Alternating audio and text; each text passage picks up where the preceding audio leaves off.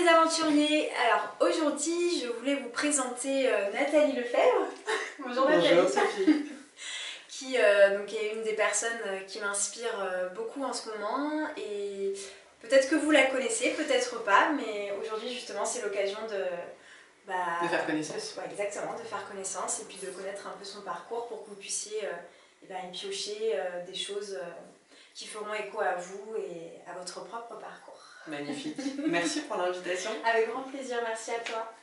Et bien justement, je voulais, si tu pouvais te présenter un petit peu par rapport à ton parcours de vie, ce qui t'a amené aujourd'hui à la radio et voilà, pour te présenter. Ok.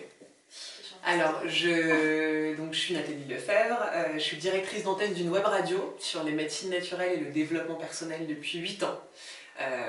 Boulot que j'ai commencé à l'âge de 19 ans, donc ce qui est forcément un petit peu hors norme pour beaucoup de gens et face à des parcours de vie où on se dit il va falloir cocher des cases, obtenir des diplômes.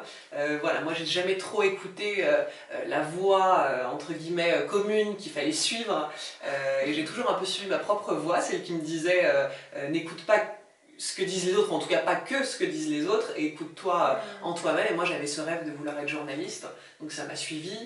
Et puis toujours tu avais ce rêve ouais. Souvent c'est ce que je dis aux gens, j'avais journaliste et chanteuse, parce que j'adorais chanter. Je pense que j'ai traumatisé, voilà, j'ai traumatisé mes potes d'enfance à leur faire jouer à des jeux quand ma mère m'a acheté mon premier micro. C'était quand même le micro, je le branchais sur notre chaîne et donc je le mettais en ampli. Et dans toute la maison, on m'entendait chanter. Voilà, tous mes copains, c'était le jeu auquel il fallait jouer quand on allait jouer chez Nathalie. Donc eux qui détestaient chanter, d'ailleurs, voilà, s'ils regardent cette vidéo, non, je m'excuse pas, ça leur a fait une petite expérience. Et c'est vrai que bon, ça les a pas mal traumatisés. Voilà, ouais, danser, chanter, c'était mon grand truc. Je pense qu'une vie, un parcours de vie, c'est un petit peu un puzzle. Il y a toutes les pièces qui sont là. Et puis, hop, on a l'impression qu'au début elles n'ont rien à voir les unes avec les autres, au final ça crée eh bien, une image très cohérente. Et je crois que c'est un petit peu ça notre vie, c'est qu'on va piocher là, hop, hop, hop, et puis au final, c'est un petit peu ce qui se passe, c'est que ça crée quelque chose de cohérent et qui a tout à fait, qui est complètement en alignement, et même si ça peut partir dans des directions très différentes. Moi je crois pas qu'il y ait de contradiction. On se cherche aussi quelque part, et puis on se nourrit un peu à gauche à droite, et ensuite ça crée une cohérence. Tout à fait, mais il n'y a pas besoin d'essayer d'être une seule chose. On est quand même assez pluriel, et c'est dommage de se résumer. Pluriel, exactement. On a différents chemins de traverse et il faut accepter aussi de les emprunter pour revenir parfois à la base. Ouais. C'est un peu ce qui s'est passé dans le parcours. Du journalisme donc depuis 8 ans, j'ai monté des spectacles qui s'appellent Sens Expérience, qu'on a joué 7 fois à Paris et à Aix-les-Bains. Donc 7 éditions différentes de ce spectacle où je voulais mettre en scène en fait des outils thérapeutiques, et puis j'avais aussi envie de nourrir mon amour de la scène. Donc voilà, c'est pareil, c'était assez complémentaire de ce que je proposais à la radio parce qu'on parlait des outils plutôt en théorie cette fois-ci, et voilà, c'était dire aux gens venez, exactement, pour voir un peu comment ça se matérialisait sur scène avec ouais, voilà, puis le vivre dans son corps, parce que je pense qu'on peut remplir son mental et sa tête, ça va pas suffire très longtemps, et voilà, il faut le vivre avec le corps, finalement. Et donc, en dernier lieu, pour me présenter, voilà, je viens de sortir ce livre qui me suit depuis 3 ans déjà, qui parle d'amour de soi, parce que ça a été... Ça fait 3 ans que tu voulais l'écrire. Ça fait 3 ans qu'un premier article a été diffusé sur mon blog qui s'appelait C'est décidé, je m'épouse, et qui racontait le moment où moi je me suis demandée en mariage et où ma vie a changé et s'est transformée à ce moment-là. Et donc cet article, il a eu un retentissement assez important dans le sens où il y a plein de gens qui ont été nourris. Et puis voilà, je pense que depuis ce moment-là, il y a déjà un chemin évidemment personnel et intérieur qui s'est enclenché, très profond, de me dire ok, maintenant je vais faire vivre cette relation déterminante, la plus déterminante de ma vie qui est celle avec moi-même. Et voilà, et puis 3 ans aussi d'expérience, de transformation, d'alchimie, d'ajustement, pour finalement sortir un livre qui sera, j'espère, un outil, peut-être le début de quelque chose pour beaucoup qui vont tomber dessus, alors par hasard, hein, je ne crois pas au hasard, plutôt par magie, mais voilà, je suis heureuse que ce support de développement il puisse être aujourd'hui accessible à tous. Ouais, c'est important ça, de pouvoir permettre aux gens d'aller se nourrir et lire. Complètement. Enfin, dans ce livre, est-ce que tu parles de ton propre parcours? Est-ce que tu donnes des clés justement à tes lecteurs? Un petit peu de tout ça. Est-ce que tu pourrais justement nous partager quelques clés pour apprendre à s'aimer? Pour apprendre à s'aimer, parce que c'est très important. Il y a beaucoup de personnes qui n'osent pas se dire je t'aime ou comprendre que c'est leur. Qu'on est parfois, qu'on est d'ailleurs sa meilleure amie, Ouais. son plus grand amour en fait, comme tu dis. Ouais. Vraiment, je crois qu'il faut comprendre à un moment donné que l'amour de soi, c'est un sujet qui n'est pas toujours respecté et qui n'est pas toujours bien entendu et bien compris. Donc moi, j'avais envie d'écrire ce livre-là pour dire aux gens, en fait, s'aimer n'est pas quelque chose de honteux, c'est pas quelque chose qui vous pousse vers un narcissisme ou un égocentrisme. Au contraire, je pense que c'est le plus grand chemin d'altruisme que vous pouvez emprunter. Parce que finalement, si vous ne vous aimez pas, si vous ne vous respectez pas, si vous n'entamez pas un chemin pour répondre à vos propres besoins, toute votre vie, vous allez accuser le monde extérieur d'être la cause de vos malheurs. Et donc ça, c'est quelque chose que je retrouve partout. Et franchement, on vit là, dans une ville qui est Paris, mais tous les gens que je croise qui sont frustrés, pas bien, agressifs, méchants, que croyez-vous qui les anime, ces gens-là? Eh bien, c'est pas l'amour d'eux-mêmes. C'est plutôt la détestation, c'est plutôt des gens qui vivent une vie qu'ils n'ont pas choisie parce qu'ils ont l'impression qu'ils ne pourraient pas choisir autre chose. Et donc, ils subissent, ils se sentent victimes et donc ils s'en prennent aux autres êtres humains comme si c'était la cause de leur malheur. Donc voilà, pour moi, c'est l'exact contraire et je me sens vraiment porteuse de ce message et aujourd'hui de le crier au plus grand nombre, partout. On aura l'occasion d'en parler, donc merci de me laisser cette occasion d'en parler. Parce qu'il faut transformer l'idée qu'on porte aujourd'hui sur l'amour de soi et qu'il faut comprendre que en fait, c'est au contraire, si vous voulez rentrer dans un chemin d'humanisme et si vous avez envie de donner de vous au monde et le meilleur de ce que vous avez en vous au monde, eh bien, il faut commencer par déjà le débusquer. Il faut savoir ce qu'il y a de beau en chacun d'entre nous. Et donc, pour finalement... porter le message aux autres et... Complètement, le rayonner. En fait. Ouais, c'est ça. Et finalement, moi, dans mon livre, j'ai parlé vraiment de différentes étapes qui sont les mêmes étapes qu'une rencontre avec un autre. Donc en fait, moi, j'aime beaucoup me raconter des métaphores, mais pour que ce soit encore plus entendu et compris, disons que quand vous rencontrez une personne, alors un homme ou une femme qui vous plaît, avec qui vous avez envie de commencer à entretenir une relation, voir ce que ça peut donner, d'abord il faut connaître l'autre. Donc c'est la même chose avec vous. C'est-à-dire qu'on ne peut pas aimer une personne qu'on ne connaît pas. Voilà, peut-être réfléchissez à tous les moments où vous avez eu un coup de foudre pour une personne, on se rend compte que derrière c'était pas forcément ce qu'on attendait à trouver chez cette personne-là. Donc je pense que pour pleinement aimer, mais c'est-à-dire d'un amour véritable, pas basé sur des aspects superficiels, mais pour vraiment aimer la personne que vous êtes, il va falloir vous découvrir dans vos profondeurs. Ne pas s'idéaliser, et voilà, c'est accepter sa part d'ombre, sa part de lumière, mais s'accepter au global, dans sa globalité, avec toutes les... Il y a ça, et puis vraiment s'éprouver, voilà, moi j'ai un ingrédient fabuleux qui pour moi dans ma vie fait que je ravive très souvent la flamme que je vis à l'intérieur de moi, c'est de me surprendre, tu vois, c'est d'aller vers des choses auxquelles je ne suis pas habituée.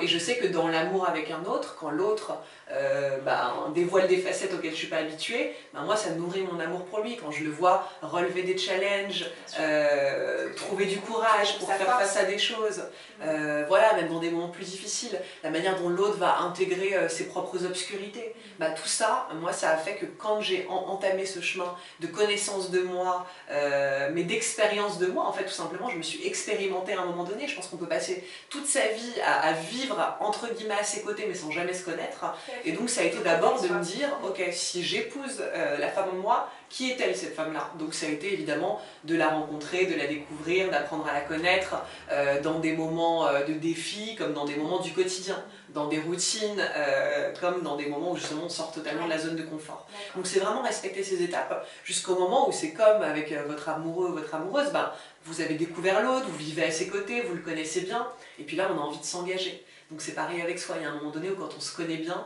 on a envie de s'engager auprès de la personne que l'on est. Donc pour moi, là je parle des fiançailles, du mariage, et finalement le mariage a cette grande symbolique de faire alliance avec la personne que l'on est.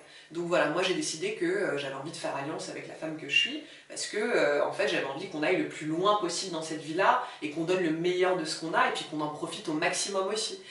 Donc pourquoi toute sa vie se trimballer avec des valises super lourdes, pleines de nos conditionnements, nos difficultés, nos souffrances, nos peurs. Voilà, c'est en fait qui, à un moment, vous a dit que vous deviez porter le poids et le fardeau de tout ce qui vous a encombré sur cette terre. Donc c'est aussi le moment moment de pouvoir s'en délester. Donc s'aimer, c'est aussi décider d'accompagner ce qui est plus souffrant en soi, mais de l'accompagner avec amour. Et quand je parle d'amour de soi, les gens me disent ça y est, on va se suffire à nous-mêmes, on va plus rien faire. Je leur dis mais c'est le contraire. C'est-à-dire que c'est comme votre enfant quand vous l'éduquez, vous savez très bien que lui expliquer les choses avec amour, ça marche beaucoup mieux que de le faire dans la violence et dans la colère. Exactement. Donc c'est la même chose. Et quand on dit à l'autre, quand on l'épouse, qu'on va l'aimer pour le meilleur et pour le pire, et ben c'est pareil avec soi. C'est-à-dire qu'il y aura forcément du très beau et il y aura aussi du moins beau. Et s'aimer, c'est pas se dire je m'aime bien quand je réussis, mais par contre je me déteste quand j'échoue. Je m'aime bien quand je suis hyper apprêtée, mais je me déteste quand je l'échouerai et que je me lève le matin. Et c'est veiller à tous les moments où on pose un regard sur soi, et tous ces moments où on pose un regard de jugement. Et en fait, tous autant que l'on est humain, on perd beaucoup de temps à se juger, on perd beaucoup de temps à se dire qu'on n'est pas à la hauteur, qu'on n'est pas assez beau ou belle, pas assez intelligent, pas assez cultivé. Et donc voilà, c'est énergie aussi en faisant ça. Ah bah là, pour moi, on s'autodétruit. Et voilà, et on s'envoie, quand on sait à quel point les pensées, elles ont une énergie, une incidence, évidemment, très sur les autres, mais sur nous-mêmes. Quand vous jugez les autres tout le temps, vous baissez constamment votre taux énergétique. Et si vous passez votre temps à dire elle est grosse, elle est ci, elle est ça, demandez-vous ce que ça dit de vous-même. Donc voilà, c'est ça aussi, c'est que moi j'ai pris le parti de regarder le monde extérieur et de me dire tous ces gens qui sont sur mon chemin, que ce soit des rencontres agréables ou désagréables, ils ont des choses à me dire de moi, de ce que j'ai peut-être encore transcendé, transformé. Et donc le chemin de relation avec soi, c'est un chemin qui dure toute une vie, mais en observant le monde extérieur comme un reflet perpétuel de ce que l'on est dans l'instant. Pour revenir à ta question, les conseils, ce serait de suivre, en tout cas moi dans mon livre c'est comme ça que j'en parle, les étapes d'une rencontre amoureuse avec soi-même. Et donc à mon avis, d'aimer passer du temps seul, c'est une clé je suis nécessaire. d'accord avec toi, oui. C'est parce que c'est là où on n'a pas de jugement par rapport à soi, on se regarde vraiment comme on est puis ne le faites pas quand les autres vous regardent en fait. C'est vous aimer, c'est quand vous êtes juste avec vous-même, et que c'est pas l'amour de soi, ça va pas être démontré absolument à la terre entière. C'est dans tous ces moments où vous vous retrouvez vraiment face à vous-même. Ok, comment c'est face à vous-même? Est-ce que dans ces moments-là vous êtes dans l'indulgence? Vous vous tirez vers le haut, dans des moments où vous avez peur, où vous devez relever un défi? Comment ça se passe pour vous? Est-ce que vous vous soutenez? Est-ce que vous abreuvez de paroles nourrissantes pour vous-même? Voilà, et c'est vraiment à chaque fois de devenir son meilleur allié. Exactement. Et si on n'a pas l'habitude de le faire, justement, parce que c'est pas toujours évident au début, ou naturel, il faut quand même se forcer, se rediscipliner quelque part. C'est une rediscipline mentale qu'on met en place au début. Je pense, mais c'est aussi beaucoup en fait, moi ce discours, à un moment il m'a fait switcher, c'est-à-dire que parfois aussi on a une transformation parce que c'est le bon moment pour nous, et que là tout d'un coup on entend une personne, alors peut-être que ce sera moi aujourd'hui à l'occasion de cette vidéo, peut-être que ce sera un autre, mais c'est vraiment, on est prêt. Et donc on est prêt à aller vers le meilleur de soi. Et donc à ce moment-là, on peut carrément se transformer parce qu'on a eu la prise de conscience et qu'on s'est dit ma vie peut plus durer comme ça, à subir par exemple les relations amoureuses que j'ai. Il y a beaucoup de gens qui sont très malheureux sur le plan affectif parce qu'ils rencontrent des personnes qui ne leur correspondent pas. Mais en même temps, observez tout ce que vous acceptez, puis tout ce que vous acceptez en désespoir de cause. Regardez à quel point beaucoup de gens préfèrent être plutôt avec un autre que seul. Et mieux vaut être seul que mal accompagné, c'est pas toujours appliqué. Et je pense que le terrain amoureux est un terrain où on se dit l'autre va complémenter ce qui me manque, l'autre va être ma moitié. Mais vous imaginez ce que ça veut dire? Ça veut dire qu'en fait, il y a une partie de vous qui n'existe plus, et que quand l'autre y part, en fait, il vous a enlevé une partie. Donc ou ne faire qu'un, ou toutes ces expressions, ça veut dire quoi? Ça veut dire que on est qui? Lequel des deux? On parlait de la fusion. Il faut d'abord être entier, être plein, limité. L'amour n'est pas une prise d'otage, l'amour est une liberté respectée. L'autre ne vous appartient pas, et vous ne vous appartenez qu'à vous-même. Donc c'est un moment vraiment redimensionner ça. Et puis trouver son équilibre là-dedans. Et je pense que si vous êtes célibataire et que justement vous avez une possibilité là d'avoir tout ce temps avec vous-même, commencez à faire vivre cette relation pour justement attirer à vous une personne qui sera vraiment dans la vibration de ce que vous attendez de l'amour. Ne remettez plus en question les hommes et les femmes qui traversent votre vie amoureuse en vous disant j'ai pas de chance, c'est que des voilà, des gens... Comme tu disais, c'est le reflet de ce qu'on est au moment Tout à fait. où on crée la relation, en fait. Où on crée le lien, où on l'accepte. Donc si c'est sur un terreau de dépendance affective, de ça. manque... Forcément, il y aura voilà, l'écho dans la relation. Donc, mais ce sera un écho super intéressant. C'est une sorte de loi d'attraction, en fait, quelque part. Tout le temps. Attrape à toi ce que tu vis. Complètement. Tout le temps, Complètement. Donc pareil, et notamment sur le terrain affectif, qui est quand même le miroir grossissant. Je sais pas si vous voyez dans des chambres d'hôtel, parfois ils ont des miroirs énormes où on voit mais nos pores en... Voilà, bah, pour moi, je me fais un peu cette idée que la relation amoureuse, c'est comme le miroir grossissant des hôtels où on n'a pas du tout envie de voir à ce point-là tous les défauts. Ouais. Mais c'est ça que ça vous met, c'est ça que ça vous montre en fait. Il faut les aimer, ces imperfections, ces défauts justement, parce que c'est ce qui permet aussi d'avoir une certaine vulnérabilité de l'humanité en fait, tout simplement. Et ce qui permet aussi de mieux comprendre les autres, je trouve. Quand on a des défauts, on arrive à être plus tolérant aussi avec les autres sur... Ah mais 1000 fois. Sur les leurs en fait. Ah non, mais de toute façon, à partir du moment où vous vous aimez imparfait, c'est-à-dire qu'on est tous imparfaits, donc à un moment je pense qu'il va falloir faire le deuil du fait qu'on ne soit pas parfait. Mais à partir du moment où vous vous aimez imparfait, en effet, sur le terrain amoureux, vous n'allez plus en vouloir à la personne que vous aimez de ne pas être parfaite. Oh, oui. Et aux autres non plus. C'est mental aussi, ouais. Vous foutez la paix quelque part en étant comme ça. Ça c'est sûr. Vous foutez la paix à vous et à l'autre. Ah, ouais, tout à fait. Mais c'est vrai qu'on avance beaucoup avec cette idée qu'on va réussir à être parfait, et je peux comprendre, je pense que c'est un truc qu'on a tous de commun chez l'humain, en tout cas les sociétés occidentales, où on voudrait être tiré à quatre épingles, mais j'ai un copain qui dit souvent on voudrait être la version manucurée de soi, et j'aime bien cette expression, je pense que c'est ça, c'est qu'on voudrait toujours que le vernis soit parfait, bien posé, et en fait, bah non, il est écaillé, et je crois qu'il faut pleinement se dire que ce soit des défauts physiques ou autres, des défauts globaux, ils font partie de nous, et que c'est juste l'autre versant d'une qualité. On a toujours les qualités de nos défauts, bah c'est ça. Une grande qualité peut être un défaut.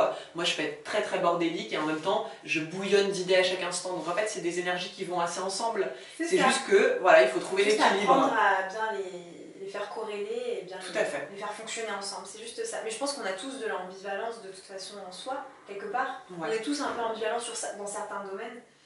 Et c'est comme tu dis, voilà, arriver à accepter ses parts différentes et pas se dire non, je dois être comme ça à 100% ou je dois être comme ça à 100%. C'est pas possible parce que vous reniez une partie de vous et vous serez pas bien comme ça. Vous allez être frustré. Ouais, c'est très dommage. Non, parce que les imperfections, c'est juste merveilleux aussi, c'est nos failles. Et je sais plus qui dit heureux sont les fêlés qui laissent passer la lumière. Et ben, je trouve ça super joli parce que c'est ça, c'est par aussi des grandes souffrances qu'on a pu vivre qu'on peut se connecter à ce qu'il y a de plus essentiel en nous. Voilà, c'est tout ce qui peut être moins beau et plus laid en nous. Je sais pas, ça c'est vraiment notre humanité. L'imperfection est le plus grand marqueur d'humanité. Donc voilà, à partir du moment où on est sur Terre et on est humain, c'est pas de moi, c'est de Tal Char. Mais voilà, à partir du moment où on est humain et un être vivant sur cette Terre est venu emprunter un chemin, eh bien je crois qu'il faut accepter de... Il y a des évolutions, il y a des constructions, il y a des hauts, il y a des bas, et c'est ce qui fait la vie. C'est ce qui fait la vie, ouais. Et c'est comme ça qu'elle est belle. C'est comme ça qu'elle est belle. Ah oui, mon Dieu. C'est vrai, sentir qu'on a travaillé sur soi, qu'on évolue, c'est magnifique en fait. On est connecté à cette essence de vie qui coule en nous, cette sève de vie qui coule en nous. Ouais. Mais justement, dans le développement personnel, il y a beaucoup de gens qui vont se dire, ça y est, j'ai rencontré des thérapeutes, j'ai travaillé sur moi, je me suis transformée et quelque part, maintenant je voudrais me lever tous les matins en étant dans le même état émotionnel, arriver à voilà, gérer parce que je pratique la méditation, parce que je fais du yoga, parce que parce que ça. Et donc il y a parfois aussi ce besoin de contrôle qui était présent dans une vie d'avant, qui se retrouve présent dans une vie d'après, où la spiritualité a pris une grande place. Et donc voilà, et c'est pareil. On accepte tous ces fluctuations émotionnelles. Ouais, tout à fait. Parce qu'on se dit, mais c'est pas normal. C'est une autre sorte d'idéalisation. Ouais. Donc j'ai fait un travail sur moi, donc je dois rester comme ça au top du top. Tout à fait. C'est bon, j'ai compris, mon cerveau il a tout enregistré. Bah non. Et donc sur l'amour de soi, c'est vrai que depuis que je fais des conférences, je suis très marquée par le retour des gens. Je parle moi beaucoup dans les conférences, et vous le verrez dans le livre, il y a tous ces chapitres où je parle de la rencontre, de comment on se drague, comment on s'épouse, comment on se finance. Et je parle des scènes de ménage avec soi-même. Et vraiment c'était très très important pour moi de parler de ça et d'en parler au plus grand nombre et de dire, en fait il y a des journées où vous allez vous réveiller et vous allez avoir du mal à vous encadrer et vous allez avoir envie de vous claquer la porte au nez. Parce que c'est des moments où on est moins bien avec soi parce que c'est la vie, parce qu'on n'est pas obligé de tout le temps chercher à comprendre le pourquoi. Il faut simplement accepter, et c'est comme dans une relation amoureuse, tous autant que l'on est, on va pas se dire que tous les matins quand on se réveille, même à côté d'une personne auprès de laquelle on adore vivre, bah, y a des matins où c'est l'amour fou, il y a des matins où c'est pas le cas. Et donc c'est la même chose avec vous-même. Donc c'est ok d'avoir des moments où on va se trouver magique et des moments où on va pas se supporter. Et ça aussi, ça fait partie du chemin. Et donc ces moments de scène de ménage, bah voilà, dans le livre je donne des exercices, des conseils pour bien vivre, et puis accepter. Mais surtout, rien que de savoir que ça peut exister. Voilà, j'ai des gens qui viennent me voir après les conférences qui me disent oh, comme je déculpabilise depuis que je vous ai entendu me dire ça, parce que maintenant je me rends compte que c'est ok d'avoir des jours où je me réveille et où je suis pas bien avec moi, et où c'est plus compliqué, on résiste. On est dépressif, tu vois, enfin, non, on se montre le bourrichon en disant, je sais pas normal que je ressente ça, il y a un truc qui va pas chez moi, qu'est-ce qui se passe, je suis nulle, tu vois, je suis pas au top, c'est pas normal. Et comme tu dis, non, il faut l'accepter, lâcher prise et dire que on traverse tout ça et que c'est normal en fait. Déjà de bien l'accepter, de se dire en fait voilà, ma vie, je n'arriverai pas à faire de ma vie un terrain de perfection.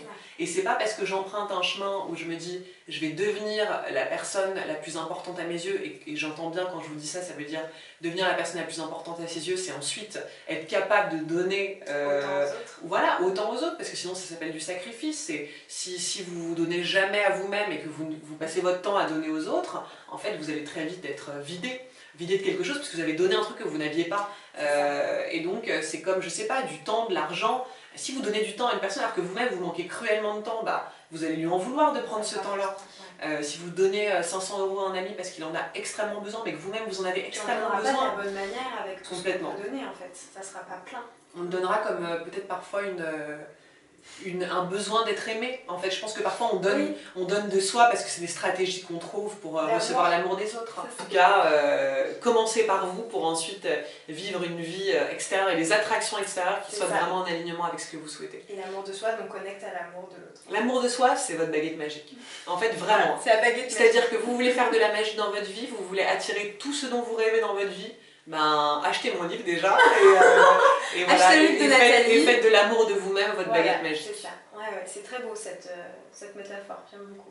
L'amour est la baguette magique de la vie en fait. Ouais, exactement. Non, vraiment. C'est dans votre relation à vous-même que vous allez déterminer tout ce qui peut survenir à l'extérieur, et que vous soyez en recherche sur le plan affectif, professionnel, financier, peu importe les domaines où vous avez envie d'avancer, de transformer. Et ben voilà, vraiment profondément, tout ça, ça parle de votre relation à vous-même. Par exemple, moi quand je suis en colère ou que je suis pas bien, je me ferme les yeux et je me reconnecte à l'amour, à l'énergie de l'amour et de la lumière. Juste ça, je dis juste ce petit mantra et paf, ça part, ma colère s'éteint et c'est vraiment magique parce que tu vois, je sens l'amour, mais mon amour qui vient m'irradier partout et ça y est, je peux l'envoyer, le diffuser à tout le monde. En partant de mon amour à moi. Wow. Tu vois? Et c'est vraiment magique, ouais.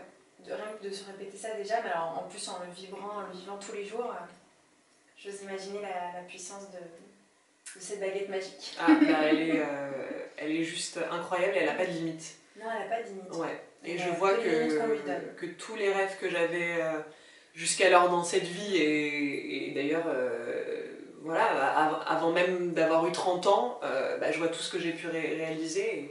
Et je pense que profondément, de faire de moi ma meilleure alliée, bah, c'est ce qui m'a permis de mener tout ça, de continuer à attirer des surprises au quotidien.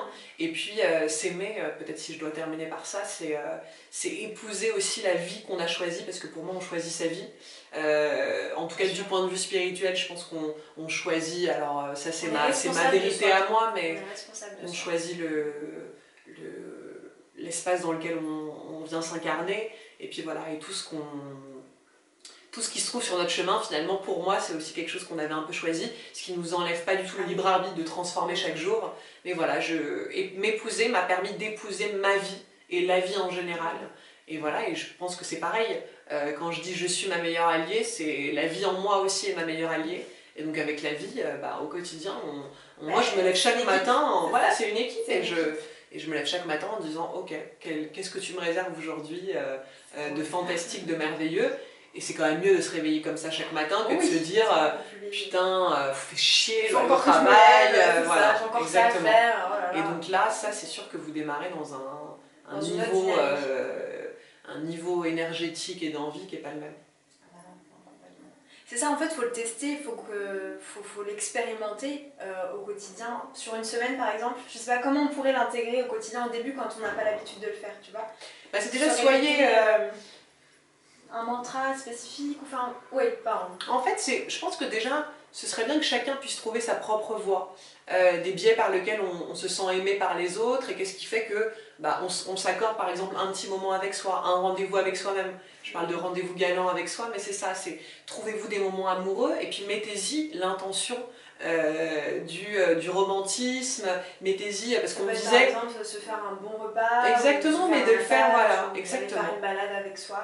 Exactement. D'accord. Mais d'y mettre la dimension de, en fait, je ne suis pas seule, je suis avec moi-même. Et ça change pleinement la donne. Ouais. Et dès que quelqu'un me dit, bah ce soir je suis seule, je lui dis, bah non, en fait, t'es avec toi-même. Et moi, j'adore les moments où je suis avec moi-même. C'est des moments tellement précieux. Voilà, donc vous offrir ces moments-là. C'est très nourrissant. Un peu chaque jour, d'être attentif aux pensées qu'on a sur soi, d'être attentif aux regards qu'on pose sur soi. Quand vous croisez votre reflet dans le miroir, est-ce que vous avez tendance à vous dire plutôt des choses positives? Est-ce que vous avez tendance à vous juger? Positif aussi. Parce que quelque part, tu sais, quand tu es un peu négatif, t'as pas l'habitude de voir... t'as pas l'habitude de façonner ton cerveau à voir les choses positives. Je pense vraiment qu'il y a un côté aussi... au début, il faut s'aider, mais ça passe aussi un peu parfois par se forcer. Par exemple, voilà, j'ai encore ce défaut là que je vois. Non, bah c'est pas grave, je vais regarder quelque chose de positif. Je me force à regarder quelque chose de positif, donc je vais le trouver. Et à force le cerveau se réduit. Mais si vous voulez finalement accéder à une paix extérieure, commencez par faire la paix avec vous-même. Gandhi vous l'a dit, et beaucoup. Oui. Donc voilà. On sait que personne ne le répète, mais... C'est le point de départ. C'est ça, c'est le point de départ. On va y arriver, on va y arriver. On va arriver à tous s'aimer. Vous imaginez une planète avec toutes les personnes qui alors là, on rayonnerait d'amour. Mon Dieu. Ouais. Mais c'est une magnifique planète, ouais. Mais je crois que si les gens comprennent que l'humanité c'est plutôt une histoire d'équipe, ils comprendront que si l'un de nous s'élève, évidemment ça rayonne sur les gens autour de nous. Exactement, ça ne peut être que positif. Très beau. Et justement, j'avais une petite question par rapport à toi. Comment est-ce que tu fais pour t'équilibrer, pour prendre soin de toi? Donc, on a bien compris qu'il y avait cette reconnexion à toi, l'amour de toi. Mais comment est-ce qu'au quotidien tu fais pour prendre soin de toi en fait?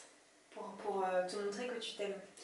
D'être toujours à l'écoute, moi, de ce qui va être important pour moi. Si c'est picoler toute la soirée avec mes potes parce que ça me fera du bien, ce sera ça.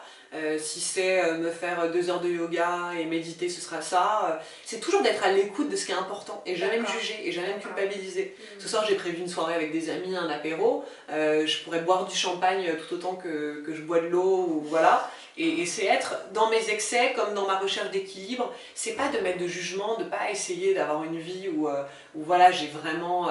je fais attention à tout ce qui rentre dans mon corps. Évidemment que j'y fais attention, évidemment que je suis sensible à tous ces domaines que sont l'alimentation, la respiration, mais évidemment c'est hyper important. Mais je crois que ce qui est encore plus important, en tout cas à mes yeux, c'est les pensées que je pose sur moi, c'est le jugement ou le non-jugement que j'ai sur moi, c'est l'accueil que j'ai de moi aussi, voilà, dans mes excès comme dans mes tentatives d'équilibre. Je me laisse vivre et je m'accompagne. Et donc, franchement, je ne suis jamais malade. J'ai aucun problème de santé.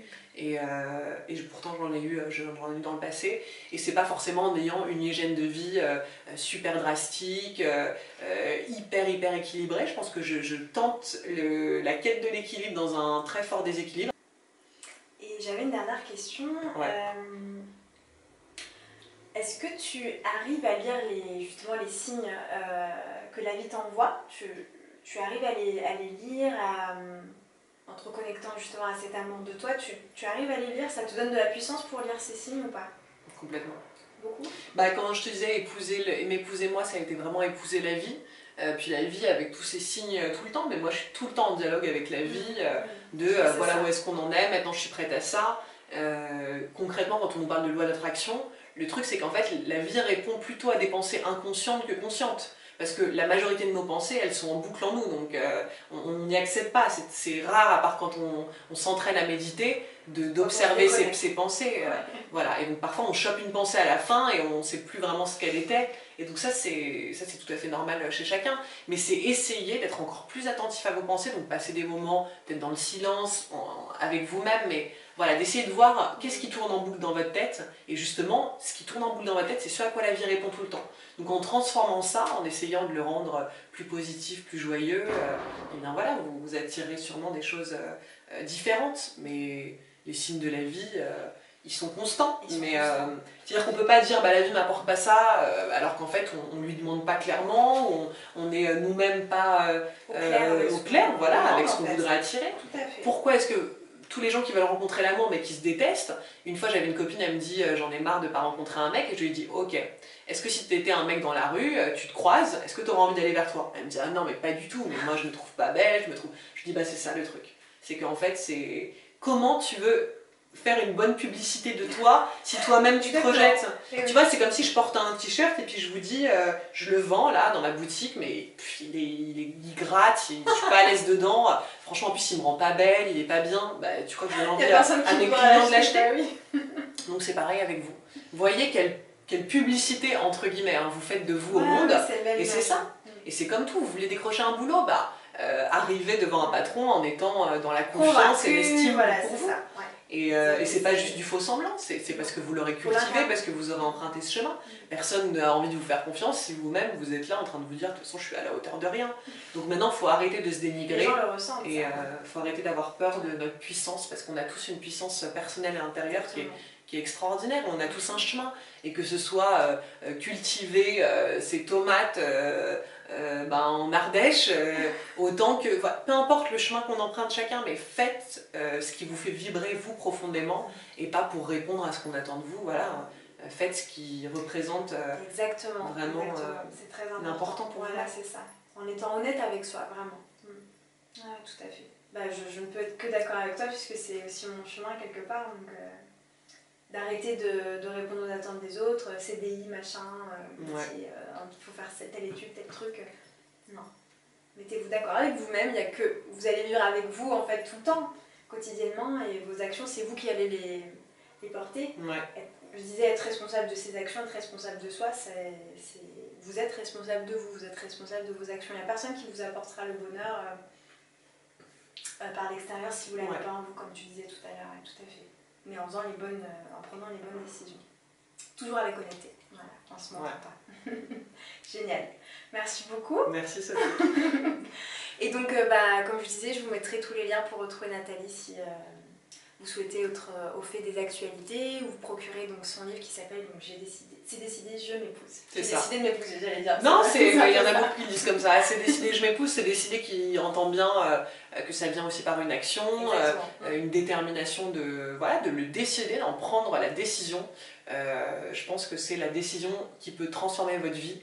Donc voilà, il y a des gens qui d'ailleurs sont bien avec eux-mêmes et n'ont jamais mis forcément ces termes-là, mais c'est un livre qui peut vous permettre de cheminer et vous permettre de devenir le meilleur allié. Si le mot amoureux, ça vous convient pas, ça rentre pas en vibration. Souvent, moi, je dis aux gens que je suis peut-être la personne la plus romantique que je connaisse. Et voilà, donc j'aime y mettre ce caractère de romance, de je vais être cette meilleure amoureuse pour moi. Si pour vous, c'est d'autres termes, c'est juste vous offrir cette idée que si vous êtes bien avec vous, la vie sera bien avec vous-même. Et puis reconnaissez quand même que être en vie, c'est juste un cadeau exceptionnel, précieux, et on ne sait pas de combien de temps on dispose ici, donc prenez votre bien en urgence, soyez heureux et bien avec vous, et ne perdez plus de temps. Franchement, ne perdez plus de temps, non. Le temps est la vie est courte, vraiment. C'est vrai, ça passe vite. À être auprès de soi, et voilà. Et donc votre corps, votre être, votre âme, votre cœur, prenez-en soin, parce que c'est quand même le temple dans lequel vous allez passer toute cette vie-là. Il vous remerciera avec une bonne santé, il vous remerciera avec un mental qui suit en fait. Et puis des surprises de la vie, alors là... Des surprises, vous allez vous surprendre, enfin c'est plein d'aventures en fait qui s'offrent à partir du moment où on est prêt. Et on est prêt. Donc soyez prêts. Soyez prêts, voilà. Donc c'est décidé, je m'épouse, qui est dispo partout sur Amazon, Fnac, dans toutes les librairies. Et donc je fais, je ne sais pas si la vidéo sera en ligne, mais je fais le 15 mai une dédicace dans le 12e à Paris, entre 17h et 20h. Le 15 mai? Ouais, le 15 mai. Où ça? À la terrasse de Gutenberg, c'est dans le 12e. C'est une librairie magnifique, la terrasse de Gutenberg. La terrasse de Gutenberg. Ouais. Ok, génial. On mettra les infos. On mettra je te les infos, donnerai. super. Ouais. Merci beaucoup. Bon, voilà les aventuriers, j'espère que cette vidéo vous aura plu et que vous avez pu apprendre plein de choses avec la magnifique Nathalie Lefebvre. Et puis je vous dis à bientôt pour une nouvelle vidéo.